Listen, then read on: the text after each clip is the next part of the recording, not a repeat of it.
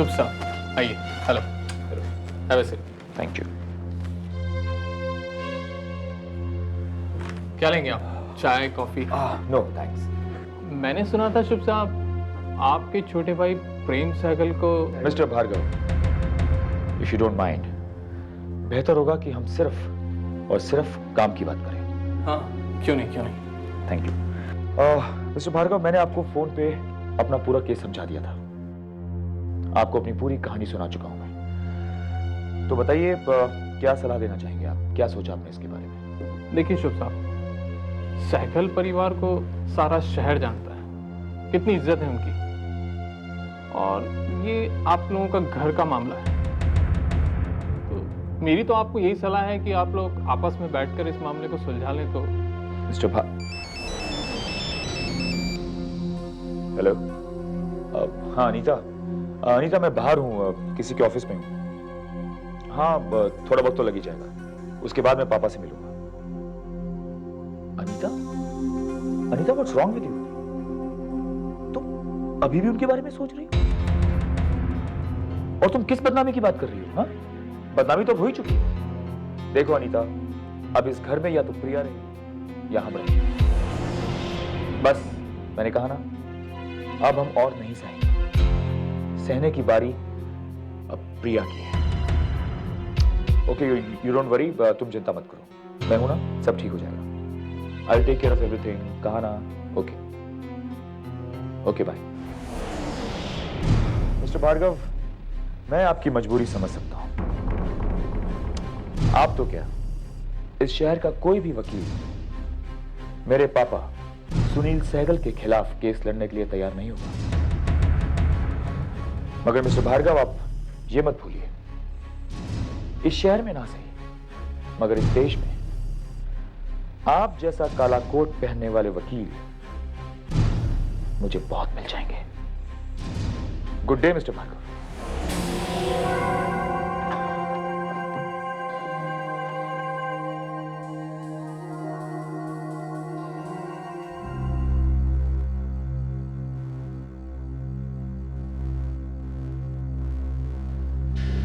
भाई दरवाजा भी खुला छोड़ दिया है। कहां है कीर्ति? कीर्ति, कीर्ति कहां चली गई? इस तरह दरवाजा खुला छोड़कर कहां चली गई? ये आजकल के जवान बच्चों का समझ में नहीं आता है, दरवाजा खुला छोड़कर कहीं भी चले जाते हैं।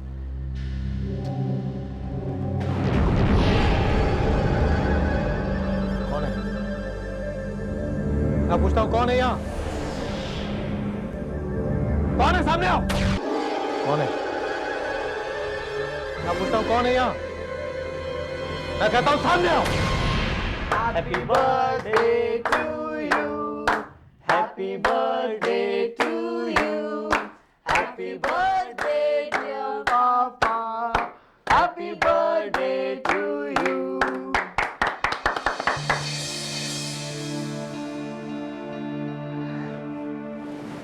तुम लोगों को मेरा जन्मदिन याद था? आपका बर्थडे भी हम कभी भूल सकते हैं पापा? Many many happy returns of the day.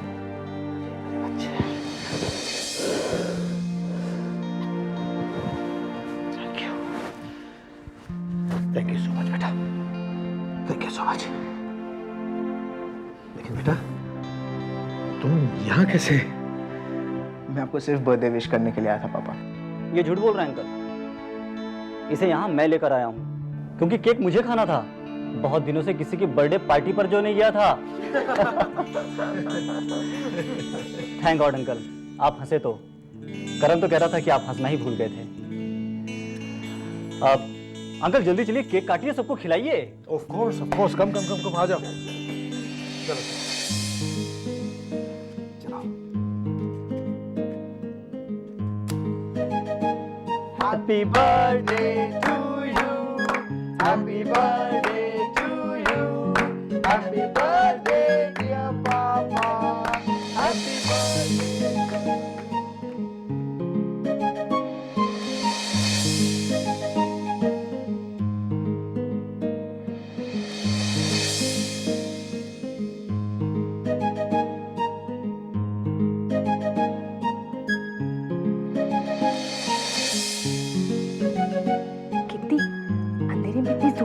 हाथ क्यों पकड़ा? मैंने कहाँ पकड़ा? क्या? फिर किसने?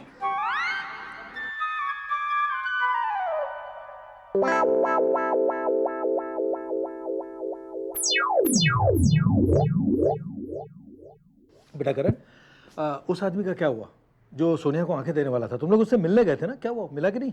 पापा वो तो मिला नहीं, पर शुभ भैया जरूर बच गए एक्सीडेंट से मिलते मिलते। क्या? ये तुम क्या कह रहे हो? अब कुछ नहीं अंकल, वो क्या है कि शुभ भैया की गाड़ी थोड़ी अनबैलेंस्ड हो गई थी। क्या करण, तू भी इस खुशी के मौके पे टेंशन देने वाली बातें कर रहा है? तू मेरा पूरा 50-50 है।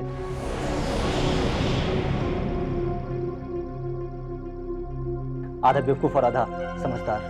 अरे ये तुम लोग क्या बातें कर रहे हो, मेरी समझ में नहीं आ रहा है। अंकल, बाकी बातें हम खाने के बाद करेंगे। हाँ कीर्ति तुम जल्दी खाना लगाओ, हम सबको बहुत भूख लगी है। अभी लगाती हूँ। तो फिर मैं भी हाथ मुंह धोकर वहीं पर मिलता हूँ तुम्हें। Okay, see you at dining table. Uncle,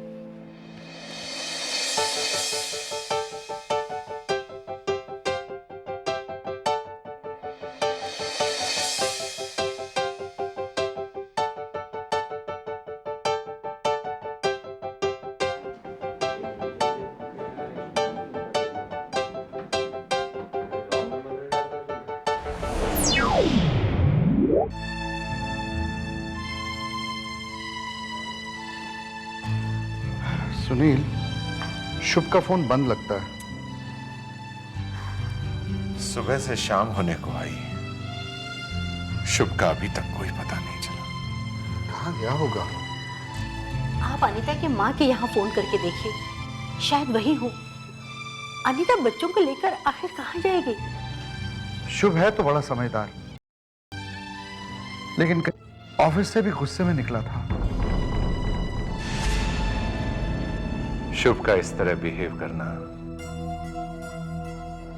मन में तरह तरह के सवाल खड़े कर रहा है।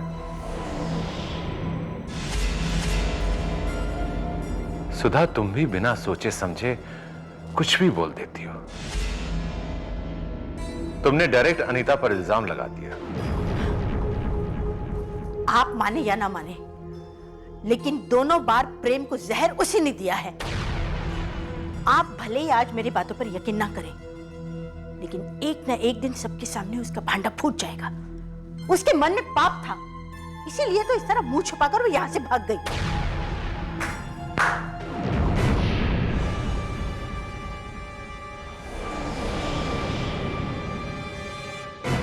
वाह मम्मी वाह, बहुत खूब।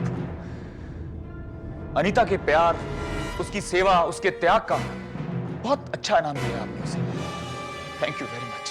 शुभ बेटा, जल्दबाजी मुझे बोल लेने दीजिए पापा, आज मुझे बोल लेने दीजिए।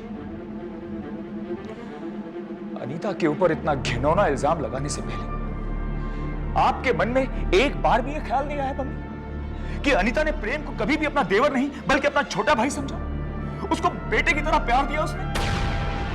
ये सब कुछ भुलाकर आपने उसको पराया बना दिया, सो इजीली। पराया ही नहीं, आपने तो उसको मुजरिम भी ठहरा दिया, ये कहकर कि उसने प्रेम को जहर दिया है। प्रेम को अनीता ने जहर दिया नहीं है मम्मी, बल्कि अनीता ने खुद जहर पिया है, आपकी कड़वी बातों का, आपके तानों का।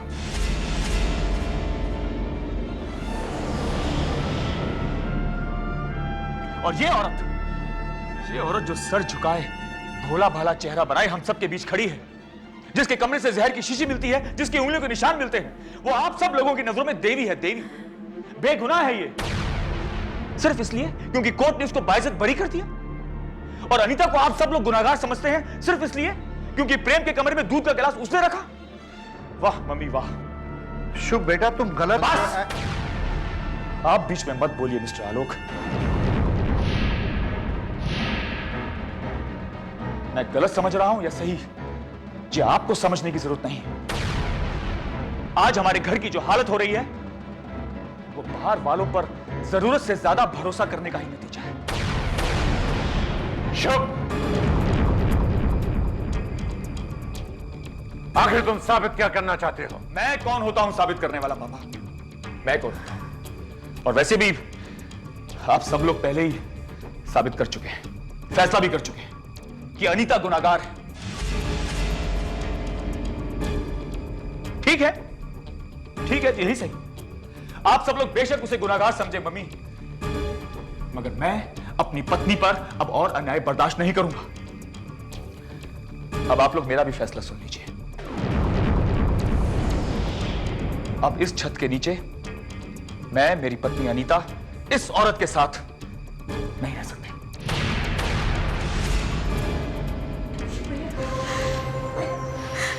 मैं सब लोगों की तरफ से आपसे माफी मांगती हूँ, लेकिन प्लीज प्लीज इस घर को छोड़ के मत जाइए, मैं आपके हाथ जोड़ती हूँ। बंद करो, बंद करो, बंद करो ये मगरमच्छ के आंसू प्रिया। बहुत हो गया तुम्हारा ये नाटक।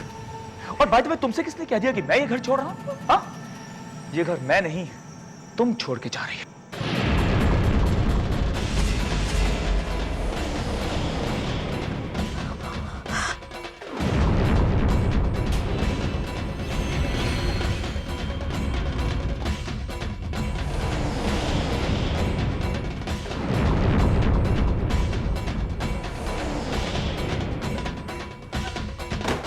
अपना सारा सामान इस बैग में समेटो और निकल जाओ इस घर से अभी। अगर जरा सी भी शर्म तुम्हें बाकी है तो।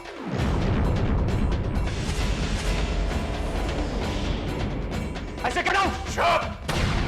तुम कौन होते हो उसे घर से निकालने वाले? हाँ? कौन होते हो तुम? ये मत भूलो कि अभी इस घर का मालिक जिंदा है। जानता था मैं पापा, जानता था कि आपका यही जवाब हुआ। आज भी आप इसी औरत की तरफदारी कर रहे हैं।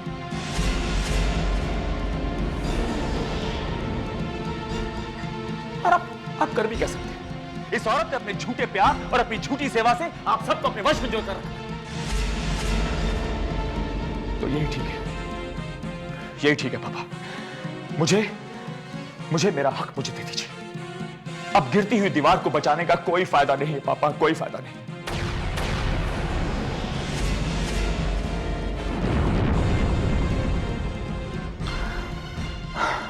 क्या चाहिए तुम्हें? मुझे अपने हिस्से का ये घर चाहिए पापा, लेकिन मेरी एक शर्त है, ये औरत प्रिया इस घर में हमारे साथ नहीं रहेगी।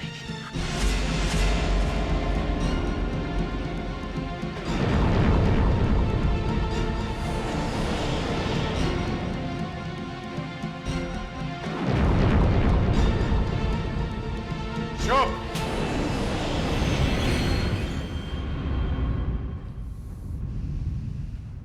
तो फिर ठीक है, मेरी भी एक शर्त सुन लो। अनीता दोबारा इस घर में कदम नहीं रखेगी। ये आप क्या कह रहे हैं? सुधा, तुम चुप रहो, बीच में मत बोलो। अगर बात उसूलों और हक की है तो मैं भी इसका बाप हूं और मैंने अपना फैसला सुना दिया है। अच्छा फैसला सुना है आपने पापा।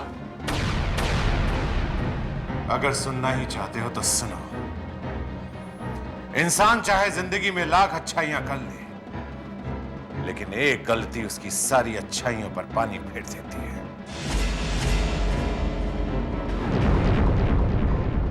अनीता ने वही गलती की है जो इस घर में आज तक किसी ने नहीं की।